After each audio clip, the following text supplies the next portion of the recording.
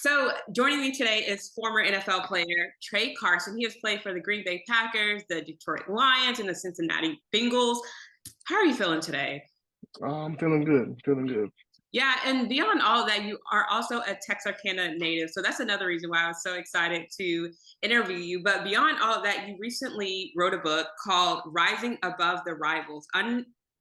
Sorry, Unleashing the Competitive Spirit. Tell me, why did you decide to write a book? Something I've been working on for a while.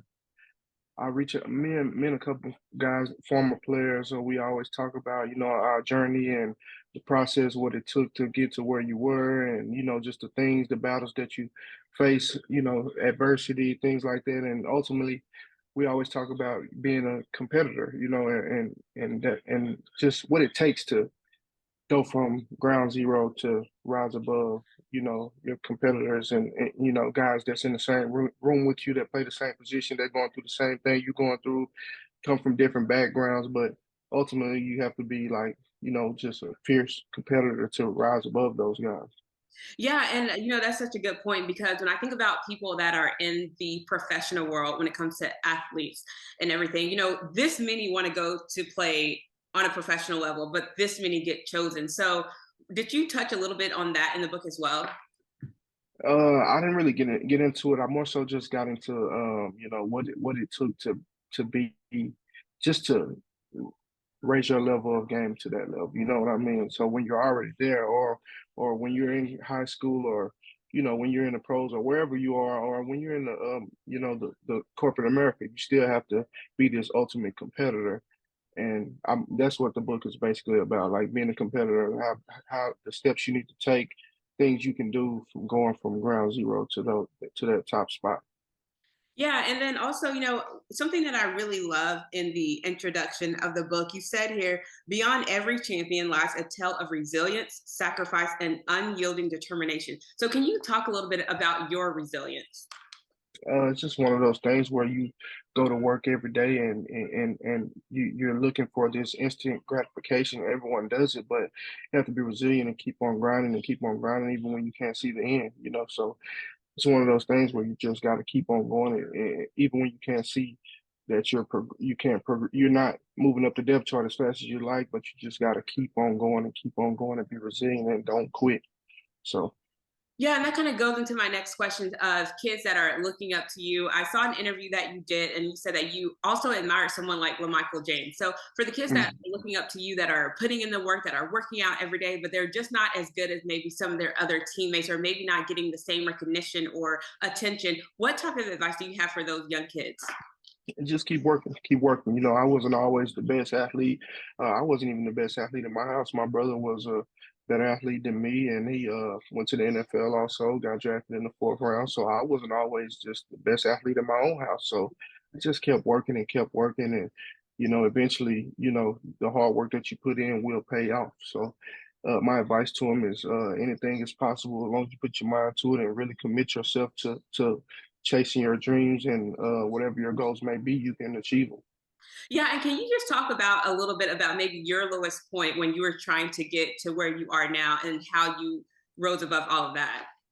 One of my lowest points was probably when I got to Oregon. I went to the University of Oregon first, and it was just so far away from home. I was homesick, and I'm going from high school, like the transition from being a high school star to being a bottom of the barrel guy when you get to college is just a shock to you.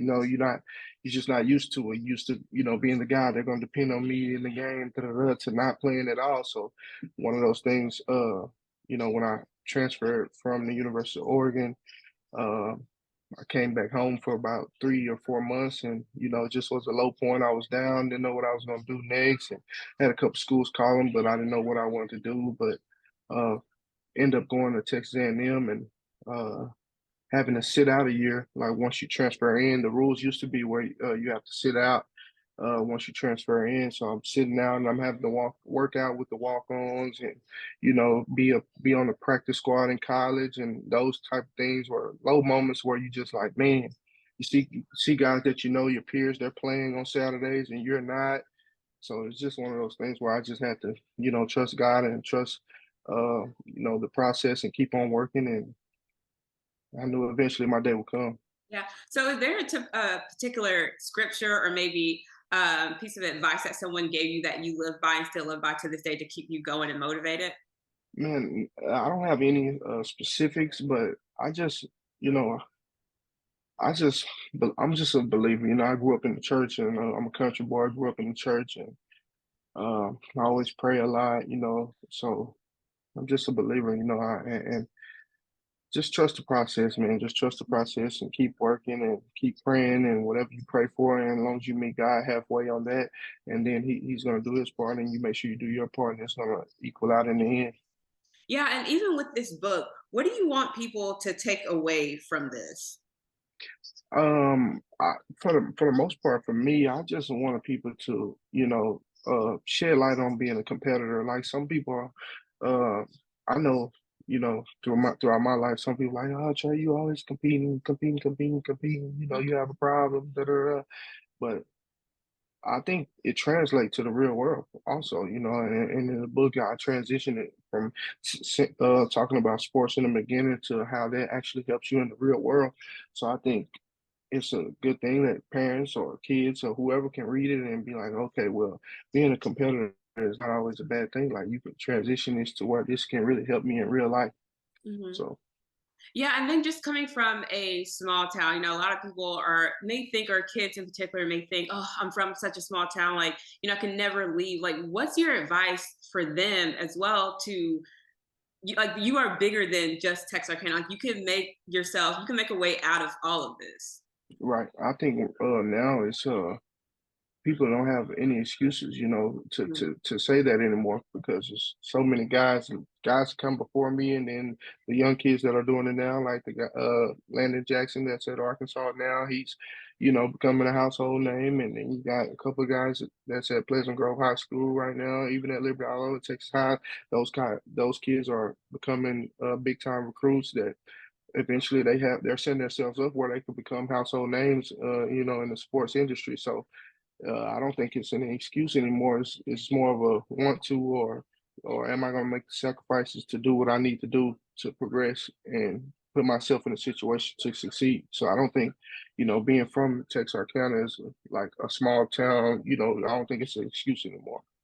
Yeah, and then lastly, what advice would you give your younger self? You say you maybe wasn't the best athlete between you and your brother, maybe other people in your high school or maybe even college. So what advice would you give yourself now, seeing where you are when you had to come back home, but you see this happening? Um, You know, I don't know. I don't think I would change anything about my process or or anything that happened. I like how it turned out. I'm not ashamed of it. Like I said, I wasn't always the best, but I kept working, and I was always a fierce competitor. So I don't think I don't know, a couple little things here and there, like hey, don't whatever, but nothing major. Yeah, and then lastly, where can people get this book for those that want to buy it? You can go to Amazon and get it. Rising Above the Rivals. You just type that in on Amazon and you can get it. It'll send it right to your house. I'm working on a few more things to try to get it. Maybe in Books a Million, a couple more places. I haven't got that done yet, but I'm working on it. So yeah, right now you just get it off Amazon. Rising Above the Rivals. So Okay, well, thank you so much, Trey, for speaking with me. It's been such an honor. Again, I love speaking with people that are from Texarkana who are doing things to inspire the kids, and just not just kids, but maybe young adults or maybe even adults in their 50s that, anything is possible and that there's so much more life ahead of all of us. yeah, it is, man. I thank you for reaching out, and I appreciate the opportunity to talk about it. So I thank you. Thank you. Thank you.